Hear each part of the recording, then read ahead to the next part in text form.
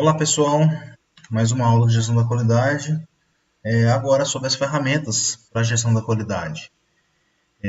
Essa apresentação de hoje eu vou trazer para vocês principalmente as características ou o porquê é importante as ferramentas da qualidade. Nós não vamos nos aprofundar nas ferramentas, senão o vídeo vai ficar muito grande. Na verdade, a ideia é trazer pequenos vídeos, um para cada ferramenta, né? Então, a gente deve trabalhar aí com pequenos vídeos, né, no futuro próximo, sendo um para cada ferramenta, mostrando o que é a ferramenta, como que ela é desenvolvida, elaborada e a sua própria elaboração, o seu passo a passo. Introdução. As ferramentas da gestão da qualidade exercem e têm exercido, ao longo do tempo, um papel essencial no êxito da aplicação prática dos princípios e definições que caracterizam esta área. Elas asseguram a plena viabilização da estrutura conceitual e das diretrizes básicas da gestão da qualidade.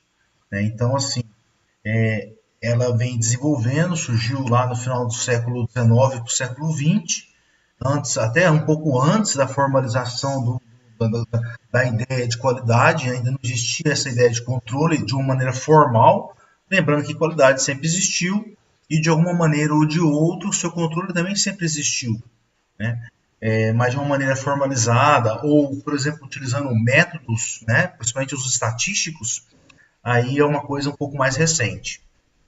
O desenvolvimento recente da gestão da qualidade deve-se, em primeiro lugar, à consistência de seus conceitos.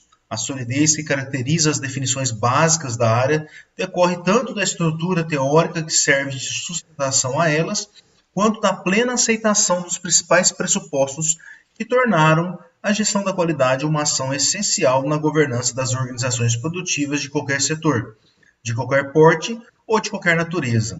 Então a gente pode perceber que se a qualidade conseguiu dar esse salto em direção à gestão, a conseguir extravasar, né, ultrapassar os seus obstáculos, principalmente os seus limites, com relação à questão apenas de controle e avaliação dos processos de uma maneira um pouco mais formal ou mais vinculada à área da produção, ele se deve à própria solidez que esses mecanismos, esses controles, né, vieram trazendo no início do uso da gestão da qualidade. Características gerais das ferramentas da gestão da qualidade. O que são exatamente as ferramentas da gestão da qualidade? Em termos conceituais, são mecanismos simples para selecionar, implantar ou avaliar alterações no processo produtivo por meio de análises objetivas de partes bem definidas deste processo. Evidentemente, o objetivo das alterações é gerar melhorias. Então, sempre em busca de conformidades, né? Sempre em busca de melhoria de processos, sempre em busca de controle na variação desses processos. A ferramenta não gera, por si só, melhoria, nem implanta alterações. O que ela faz, na verdade, é orientar a ação do usuário. Para tanto, quase todas as ferramentas geram dispositivos simples de avaliação de ações desenvolvidas, possibilitando ao usuário conhecer passo a passo como ocorrem as mudanças nas operações de processo. Portanto, ferramentas são métodos estruturados de modo consistente para viabilizar a definição de melhorias que possam vir a ser implantadas em partes definidas do processo produtivo. As ferramentas atuam tanto na parte anterior da implantação, listagem de opções, processos de escolha, regras de preferência, por exemplo, quanto na fase posterior, análise de resultados, avaliação de efeitos, implicações práticas, decorrências das ações, entre outros. Contudo, todas as ferramentas, em maior ou menor grau, apresentam as características listadas a seguir. Características das ferramentas: facilidade de uso, lógica de operação, sequência coerente de ações, alcance visual, etapas de implantação, delimitação, implicações para o atendimento ao cliente final e foco na solução. Classificação das ferramentas. Aqui nós temos uma listagem das ferramentas. Existem outros tipos de classificação dessas ferramentas, é importante ressaltar isso. Né? Aqui é uma tabela retirada do livro de Gestão da Qualidade, Teorias e Casos, da Marli Monteiro de Carvalho. Né? E essa aqui é a classificação que é trazida nesse livro, nessa obra. Tem outros tipos de classificação. E aqui é importante ressaltar que não tem todas as ferramentas. E aí até quero aproveitar a deixa para comentar que, assim, hoje conforme foi evoluindo os processos e aí a própria questão da gestão da qualidade, muitas ferramentas que não eram da qualidade passaram a ser, assim como muitas ferramentas da qualidade passou a ser utilizada em diversos tipos de segmentos, né, da resolução dos problemas. Então, nós temos também ferramentas que são da qualidade, mas não entram num grupo pré-determinado que se chama assim, as 7 ferramentas básicas da qualidade. É um nome que se dá. As 7 ferramentas básicas da qualidade, que é entendida como as 7 ferramentas do controle estatístico de processo, ou as 7 ferramentas estatísticas da qualidade. Né? Então, são todas variantes de nomes para esse conjunto de 7 ferramentas. Assim como também existe as 7 novas ferramentas da qualidade, né? É mais formalmente conhecido como as 7 ferramentas gerenciais da qualidade, que trabalham um pouco acima do que as estatísticas, né? Que trabalham no nível operacional. Essas gerenciais vêm trabalhando no nível tático. Agora, como eu estava dizendo, é importante a gente ter claro que, além desse conjunto determinado até pelo Kaoru Ishikawa na década de 50, das 7 ferramentas básicas, e depois, a posteriori, as 7 ferramentas gerenciais, nós temos várias outras ferramentas que não caem apenas nesses 2 grupos. Né?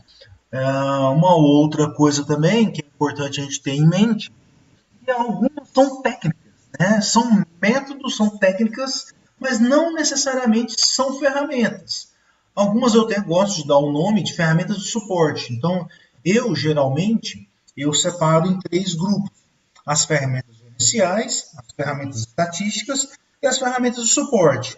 Essas ferramentas de suporte, que na verdade, como eu disse, são mais técnicas, eu ponho ali plano de ação, 5W2H, né?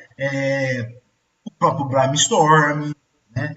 O PDCA, por incrível que pareça, ele não cai em nenhum dos 2 grupos de 7 ferramentas, e ele é uma ferramenta da qualidade extremamente importante, né? Usado em larga escala, vamos dizer assim. Então é só para a gente tomar um certo cuidado em fechar um pacote aí e poder, às vezes, estar descartando uma ferramenta que é muito importante. Bom, então aqui nessa classificação traz para a gente a categoria, né? E a ferramenta mais conhecida. Então, ali, a análise das relações entre causas e efeitos, trouxe diagrama de causa e efeito, gráfico de Pareto, diagrama de dependência. Aqui, gente, está misturado. Viu? Aqui está junto, está um pouco misturado. Além de ter as 7 ferramentas estatísticas, tem as 7 ferramentas gerenciais e tem outras ferramentas. É lógico, se vocês forem contar, vocês vão ver que não vai dar essa quantidade também. Mas estou documentando que tem algumas de vários grupos de ferramentas, não estão todas, né? Eles classificaram, a autora classificou de acordo com essa categoria aí nessa primeira coluna nossa do lado esquerdo aí. Expressões simplificadas do processo, utiliza o histograma, fluxograma e diagramas de dispersão, análise de desenvolvimento das ações do processo, folhas de checagem, gráfico de controle, diagrama de programação da decisão, representações da operação de processo, diagrama matriz, diagrama seta e diagrama de árvore. E agora já, a primeira classificação era para conhecimento do processo, e agora para ações no processo. Nós temos organização do processo produtivo, as células de produção, Kanban, diagrama de similaridade, né? Otimização do processo produtivo, a perda zero e a qualidade na origem, e envolvimento dos recursos humanos no processo produtivo, a manutenção produtiva total e círculos da qualidade. Aqui eu trouxe apenas um briefing, né, apenas uma pequena sumário, uma introduçãozinha, algumas indagações de algumas das ferramentas. Diagrama de causa e efeito. Considerem-se os seguintes problemas práticos. Em uma sequência de eventos que geram, por exemplo, um defeito de produto, como separar aqueles que são causas e aqueles que são efeitos? Então, esse é um tipo de indagação que essa ferramenta vai auxiliar a resolver. Como separar as causas mais relevantes das causas menos relevantes que determinam certo defeito no processo produtivo? Né? Então, assim, como é que a gente pode fazer essa separação e conseguir apontar com coerência, lógica e um pouco até de exatidão essa questão de qual que é a causa, né, mais relevância do que outra. Como detalhar as reclamações dos clientes que utilizam determinado serviço? Então, também a gente pode ver essa questão aí. Então, o diagrama pode ser aplicado, né, às mais variadas áreas do processo produtivo para analisar as ações dos recursos humanos, o desempenho de equipamentos, o comportamento de materiais, o impacto do ambiente na ação produtiva, enfim, qualquer área da organização pode envolver avaliações, medidas, métodos, operações, procedimentos de gerência e manutenção. E aí nós temos ali o roteiro, o passo a passo, que nós vamos ver no vídeo posterior. Gráfico de Pareto, ou também já se fala em diagrama de Pareto, mas é um gráfico. Na verdade, a grande sacada do Fredo Pareto é a sua teoria 80-20, né? Que na prática, sim, a ferramenta em si nada mais é do que dois gráficos, onde um deles é um gráfico de barras em ordem decrescente, e o outro gráfico é um gráfico de linha, né, com tendência cumulativa, que aí também vamos ver numa aula seguinte só sobre gráfico de Pareto. Considere os seguintes problemas práticos que podem ser resolvidos com a utilização do gráfico de Pareto. Como avaliar defeitos que têm diferentes custos na análise total de custos de uma operação produtiva? Como agregar itens que apresentam impacto muito diverso em uma composição de forças? E como dividir esforços entre grupos que executam atividades específicas? Então, com a utilização dessa ferramenta, ele pode nos auxiliar a resolver esses tipos de indagação. Né? Então, o Vilfredo Pareto, né, nasceu lá na 1848, é considerado um político, sociólogo e economista italiano, por conta do país em que viveu quase toda a sua existência. E ele desenvolveu um estudo sobre a distribuição de renda no seu país. Por meio do estudo, ele percebeu que a distribuição de riqueza não se dava de maneira equitativa. Bem ao contrário, 80% de toda a riqueza nacional estavam concentradas nas mãos de uma pequena parcela da população, 20%. Essa distribuição inadequada foi expressa em um gráfico que leva o seu nome e que mais tarde viria a transformar-se em uma das mais conhecidas ferramentas da qualidade, inclusive sendo homenageado pelo nosso Duran. Né? Histogramas. Mais uma vez, uma ferramenta que possui gráfico, considera-se os seguintes problemas práticos. Como ressaltar certos resultados positivos ou negativos de forma clara e precisa? Como comparar resultados de diversas operações produtivas similares de uma empresa? Como resumir dados de tabelas que confrontam dados entre si de forma visualmente atrativa? Então, o histograma ele nos auxilia ao fazer essa análise de variáveis, né? Então,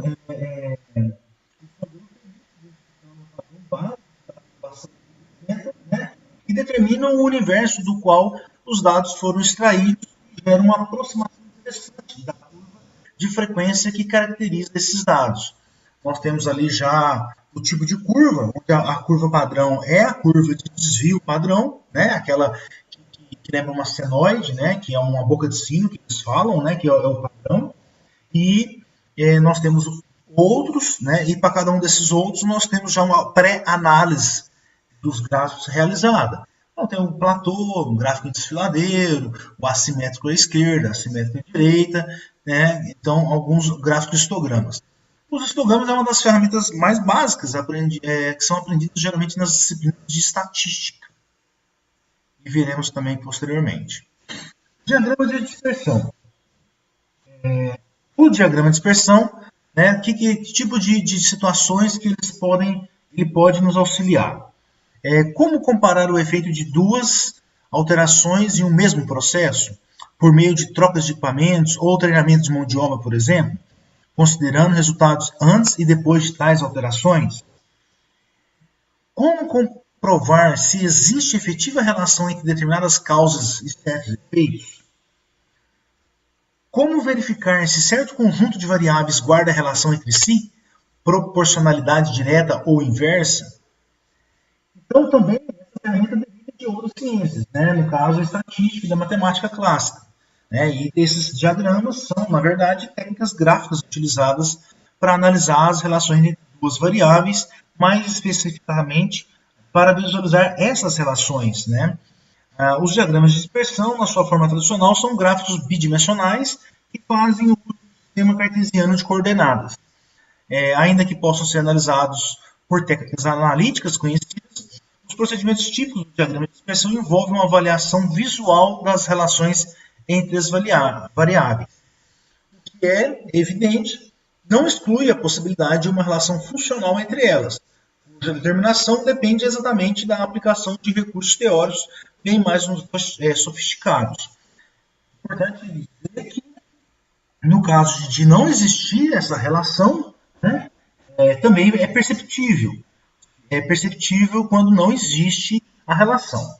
As folhas de checagem ou folhas de verificação. Né? Considerem-se os seguintes problemas práticos. Como garantir que, antes de acionar um equipamento, todas as operações preparatórias tenham sido executadas? Nosso checklist, né? Como lembrar todos os itens necessários a uma viagem? Como comprar tudo o que é necessário na visita ao supermercado? Então, são problemas, são indagações, são hipóteses, né, que, ao se utilizar a folha de verificação, a gente consegue atender essa demanda. Eu citei o checklist, mas vai bastante além do checklist, inclusive. Né? Então, as folhas de checagem constituem uma das mais simples e eficientes ferramentas que se conhece para analisar o desenvolvimento de atividades ao longo de um processo. As folhas de checagem são dispositivos práticos utilizados para registrar dados de atividades em andamento ou que estão sob análise. Essa ferramenta não possui um esquema específico e as folhas acabam sendo estruturadas conforme as necessidades, as conveniências ou mesmo as preferências de cada usuário. Por mais que não tenha ali um padrão perfeito, que não tenha um padrão perfeito, que não existe uma única maneira de ser desenvolvida, existem prerrogativas, né? Existem a maneira correta de se fazer uma folha de verificação também. Gráfico de controle. Eu gosto de dizer que acredito que a nossa primeira ali real né, ferramenta da qualidade, né, o gráficos ou cartas de controle. Como monitorar o desempenho de um processo produtivo? Como avaliar o histórico de um fornecedor? Como determinar o tempo médio de atendimento de uma central de serviço? Então, são indagações que as cartas de controle podem nos auxiliar. Desenvolvida pelo nosso amigo William Shihart. Trata-se de uma ferramenta conhecida, uma das ferramentas mais conhecidas na gestão da qualidade. Né? É considerada fundamental em avaliação da qualidade. E aí também possui ali suas prerrogativas, suas características, inclusive também tendo uma coisa que é um programa, que é a utilização da curva de padrão. É a determinação da capacidade do processo, é a avaliação da situação sob controle ou fora de controle. O processo utiliza um método científico, sem improvisações ou ações intuitivas. Isso requer um nível adequado de conhecimento técnico, uma das exigências que essa ferramenta apresenta e que, talvez, em muitas outras ferramentas da gestão da qualidade não seja tão requerido. De fato, há muitas decisões técnicas que envolvem a implantação do CEP. Decisões equivocadas podem comprometer a avaliação. Então, é muito utilizado hoje em dia. A gente, na verdade, quase não faz na mão mais, né?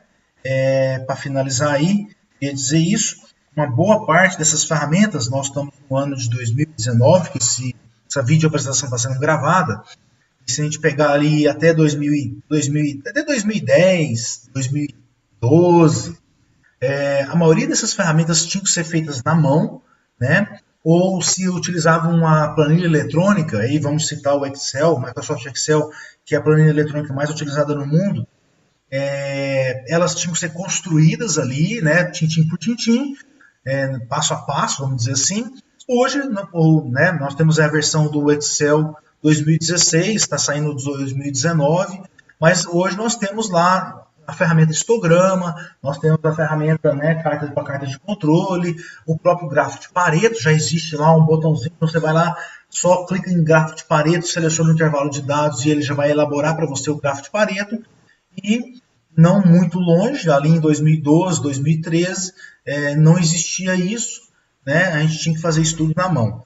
Essas opções otimizadas das ferramentas de qualidade no Microsoft Office surgiu a partir do Office 2013.